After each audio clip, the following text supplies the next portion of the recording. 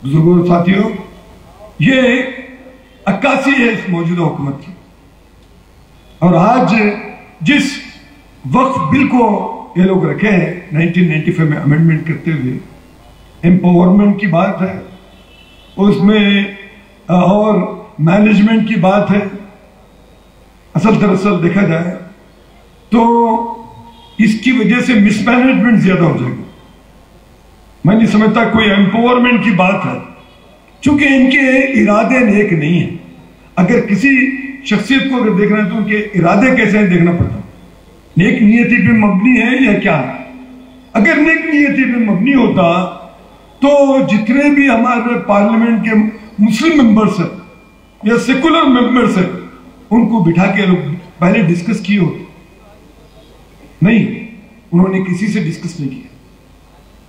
और उसके साथ साथ नोटिफिकेशन और पब्लिक के भी क्या अपने ये है अपने रीजनिंग वो भी है ना पब्लिक से मांगते, वो भी नहीं।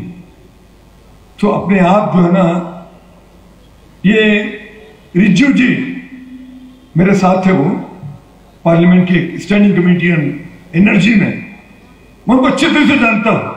खैर वो तो एक नोहरा है, उसको तनकीद करना भी अपना वक्त ज़ाया करना है, चूंकि ऊपर से जो ऑर्डर आते हैं उसको इंप्लीमेंट करना है। यही है कि मुसलमानों की रही सही साख अब तक जो जुल्म सितम हो रहे हैं सारी दुनिया देख रही है। इवन स्वीडन की जो एकेडमी है उन्होंने भी नोट किया, वर्ल्ड रिलीजियस बॉडी ने भी ये किया। जब कभी कोई चीज आती है तो हमारी मरकजी हुकूमत फौरी ये बोलती है कि इनके पास एदाद शुमार नहीं, इनको हकीकत मालूम नहीं है। अरे हकीकत तो सबको मालूम है, तुम कितने पानी में हैं और तुम्हारा जो ना रवैया क्या है। एक जमाने में हम देखते थे, क्योंकि कलेक्टर राज की बात आ रही है, 40 है जो अमेंडमेंट है, 40 जो है वो पूरे वक्फ बोर्ड को अबालिश करके कलेक्टर राज कायम करना है। इससे पहले एक 5 साल 8 साल पहले मैं आग बंद करके कोई आईपीएस या आईएएस ऑफिसर समझता था कि ये बिल्कुल जो है ना कोई किसी की साइड लेने वाला नहीं, जस्टिस के साथ काम करेगा। मगर अफसोस की बात है कि देहरादून में, मसूरी में तालीम पाने वाले जो आईएएस आईपीएस के लोग, उनकी जो ट्रेनिंग हो रही है बहुत ही नुकसानदार टाइप की हो रही है। नहीं तो एक आईपीएस या आईएएस के लिए उसको वर्ल्ड लिटरेचर पढ़ना पड़ता था, बड़ी कुशादा से नहीं रहती थी, कभी भी नैरो आउटलुक समझ नहीं करता था। मैं तो आंख बंद करके कई आईपीएस आईएएस ऑफिसर से अच्छे अच्छे काम लिए। मगर आज जो पौध आ रही है उसके बारे में बहुत ही क्वेश्चन मार्क रखना पड़ेगा कि ये लोग जो है उस इसके मिजाज के नहीं है। तो इसीलिए हम नहीं चाहते कि ये अमेंडमेंट जो 40 आया जिसकी वजह से जो है ना कलेक्टर राज कायम करना, तो वो हम उसको मानने वाले नहीं। तो इसके साथ साथ दूसरे कई अमेंडमेंट्स जो इसमें लाए गए हैं वो अमेंडमेंट जो है ना बहुत ही नुकसानदाह है। इसी के लिए तो all India Muslim personal law board, शरिया एक्ट और जितने भी हमारे अकाबरीन हैं वो लोग तमाम एकजुट यही करते हैं कि ये है ना चलने वाला नहीं है, इसको ना हम माना मंजूर नहीं करेंगे, क्योंकि रही सही साख जो है वो भी खत्म हो जाएगी।